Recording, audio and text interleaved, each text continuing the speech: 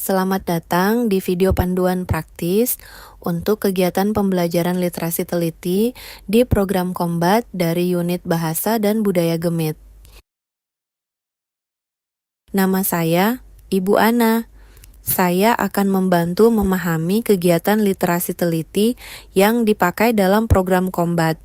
Tujuannya adalah meningkatkan keterampilan membaca dan menulis.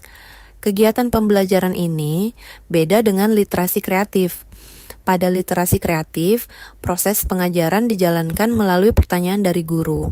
Pada literasi teliti, pengajaran dijalankan melalui penjelasan dari guru yang berfokus secara sistematis dan berurutan kepada unsur-unsur bahasa seperti bunyi, huruf, suku kata, dan kalimat, sehingga siswa mampu membaca dan menulis secara tepat dan teliti. Ada perbedaan besar antar bahasa lisan dan bahasa tertulis. Bahasa lisan berkembang secara otomatis dan alami. Sebelum umur 2 tahun, kebanyakan anak sudah bisa bicara karena otak manusia dirancang untuk mendengar dan menafsir bunyi bahasa. Bahasa tertulis beda. Bukan hal yang dipahami secara otomatis, harus diajarkan secara eksplisit dan bertahap. Ini adalah potongan audio yang diambil dari satu cerita bahasa Kupang.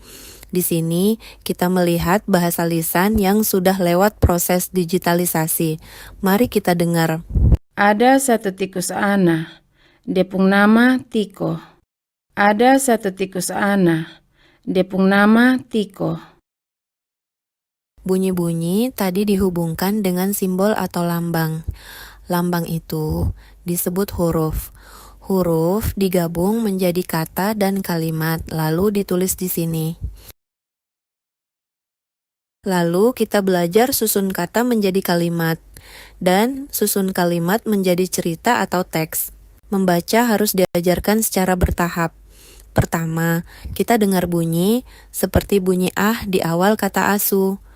Lalu kita belajar bahwa bunyi ah itu dapat dilambangkan sebagai huruf yang juga disebut ah. Lalu kita belajar gambung suku kata, supaya suku kata ah tambah suku kata su menjadi kata asu.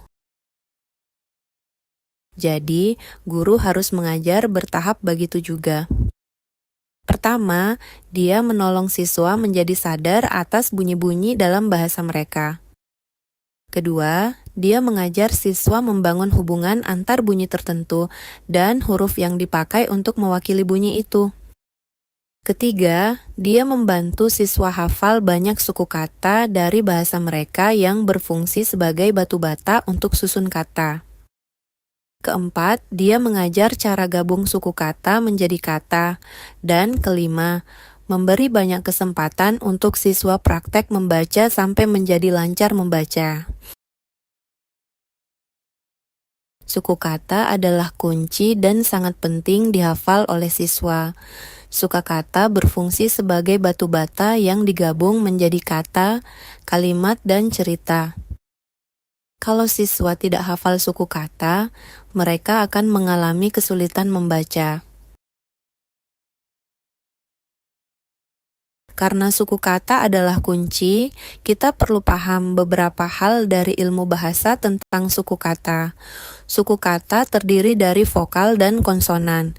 Guru Kombat sudah pasti kenal vokal dan konsonan yang ada dalam bahasa daerah mereka.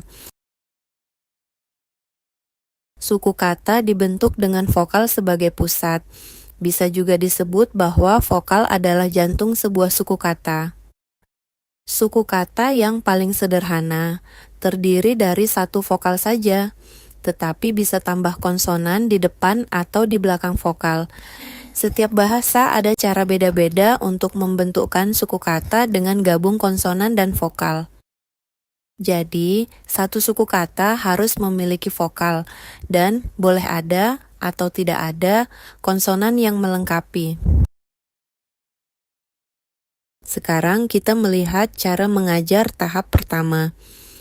Kesadaran bunyi. Pada tahap ini, kita fokus di bunyi. Belum waktunya untuk kenalkan huruf. untuk mendengar dan perhatikan bunyi bahasa, kita pakai telinga dan mulut saja. Sebenarnya, mata bisa ditutup karena belum perlu lihat apa-apa.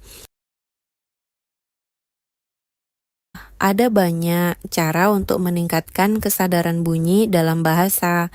Di sini, kita berfokus kepada hal seperti memisahkan kata-kata dalam kalimat, memisahkan suku kata dalam kata, membedakan bunyi di awal kata, di akhir kata, dan di dalam suku kata. Cara meningkatkan kesadaran bunyi bahasa adalah main games bahasa. Kegiatan harus menyenangkan siswa. Minta siswa gunakan gerakan tubuh seperti tepuk tangan, melompat, dan lain-lain. Dan jangan lupa, simpan dulu poster abjad. Huruf belum diajarkan. Ada permainan hitung. Guru mengucap kalimat pendek seperti papa, petik papaya. Siswa melompat atau tepuk tangan untuk setiap kata dalam kalimat itu. Bisa juga bermain hitung suku kata dalam kata. Ada permainan yang berfokus kepada bunyi awal kata. Misalnya, guru sebut 2 kata dan siswa menunjukkan kalau bunyi awal sama atau berbeda. Bisa juga cari benda yang mulai dengan bunyi tertentu, atau cari gambar yang mulai dengan bunyi yang sama. Ada juga permainan rantai bunyi yang mengganti bunyi awal untuk membentukkan kata baru, seperti lari, hari, mari, dari. Bisa juga ganti huruf awal pada nama orang, atau ganti vokal di tengah kata. Ada permainan yang gabung suku kata atau bongkar kata. Guru kreatif pasti bisa cipta banyak cara main bunyi bahasa. Setelah telinga siap dan siswa sudah kuat mendengar dan bermain bunyi-bunyi, kita lanjut ke tahap kedua dan membangun jembatan antara bunyi dan huruf. Kita ajar siswa menghubungkan satu bunyi dengan satu huruf. Bunyi huruf yang penting, bukan nama huruf. Tolong perhatikan bunyi-bunyi dalam bahasa daerah masing-masing. Kita pakai poster huruf dan kartu huruf untuk membantu siswa menghubungkan bunyi dengan huruf. Pada tahap 3 dan 4, kita memakai bagan literasi untuk ajar suku kata dan kata. Di bagan literasi ada halaman penghafalan suku kata. Halaman ini sangat penting karena suku kata adalah kunci sebagai batu bata. Pakai halaman seperti ini ulang-ulang. Baca dari kiri ke kanan, dari atas ke bawah, dan secara acak juga. Sangat penting siswa dapat baca suku kata secara langsung tanpa mengeja tiap huruf.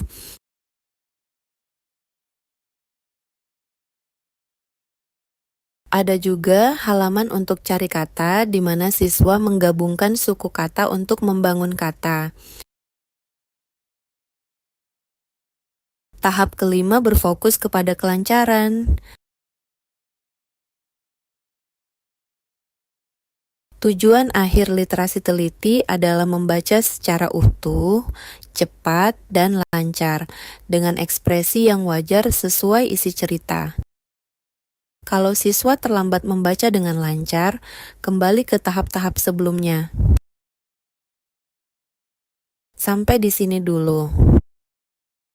Sekarang coba mempraktek kegiatan pembelajaran yang dipakai untuk setiap tahap literasi teliti.